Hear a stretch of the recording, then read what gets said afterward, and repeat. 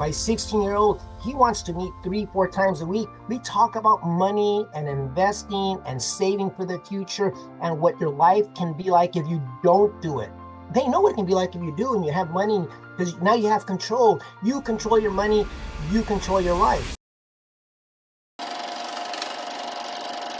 Tell me a little bit about, like, how did the military, because you're a military guy, how did that influence you though, like for business? How did it influence you as far as mentally and discipline and habits? And, because one of the things I notice about you is you are very disciplined. You're a, very consistent guy, right? You've always made money in the business.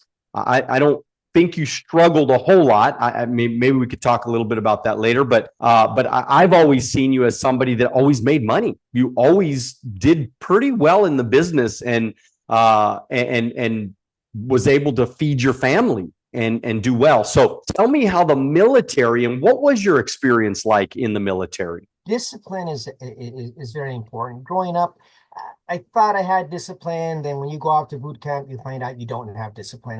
It's a whole lifestyle change. But what it made me tough. I mean, there is nothing. I realized that if there's anything that I want to do, I can do it. And not only will I be able to do it, but I'll be able to do it well. Now, I may not be the best, but I don't need to be the best, especially in this industry. You just have to take care of your clients and be good. If you're competent, you're going to make money anyways. But that's another story. Failure is not an option. I have a goal. I have to take care of my family.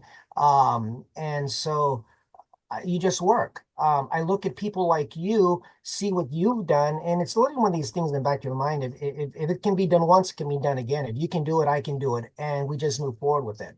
Of course, different circumstances, different things. My goal has really been to spend as much time with my family as I can while I still can, while my kids are still young, while I still have a more influential over them, if that makes sense. And so I've been using the business to really achieve that particular goal. Along the way, of course, I learned how to understand money. I learned how to apply it in my life and our family's life. I mean, let's put it this way. The knowledge is so important that once a week, I have a Zoom meeting with my two boys who are 14 and 16 years old.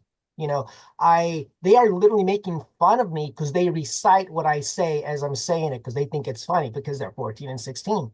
But Right. they're learning the concepts. My 16-year-old, he wants to meet 3-4 times a week. We talk about money and investing and saving for the future and what your life can be like if you don't do it. They know what it can be like if you do and you have money, because now you have control. You control your money, you control your life. Otherwise, if your money controls you, then your life is controlled. You have no options. And they understand that. So my role, my goal in my life is, yes, to make sure that my family, my kids have the ability to understand money so they can have a much better life. And aside from that, whenever it happens, I want to be able to take my children to the Lord. I mean, that's what's important to me. I hope that makes sense. Yeah, I mean, it makes sense. And, obviously you've done a great job raising an amazing family. And I mean, imagine your kids, how lucky are they? I mean, they have knowledge at 14 and 16 years old that, most people never even get that knowledge at 60 years old. So you're positioning them to strategize their life so that they can get financially free even sooner, right? I mean, you've been financially free for a decent amount of time, but imagine how quickly your kids are going to be able to get financially free. They'll be done by the time they're 25, 30 years old. Then they can get to spend their life, traveling the world and enjoying life and helping other people and volunteering and creating other successful people as well. So, a little bit about partnership, because you have one of the best partners in all of the business, in my opinion.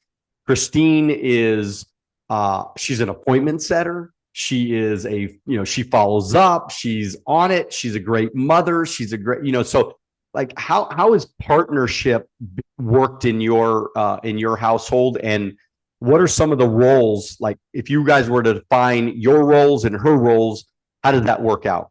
In the very beginning, that was kind of a challenge because we didn't know what we were good at. Christine is a very methodical, and I'm not saying this in general, but unlike a lot of women, she is very methodical in the way she thinks. Um, and she likes to keep track of lots of different things, which makes her really awesome as an office manager. That she's my office manager.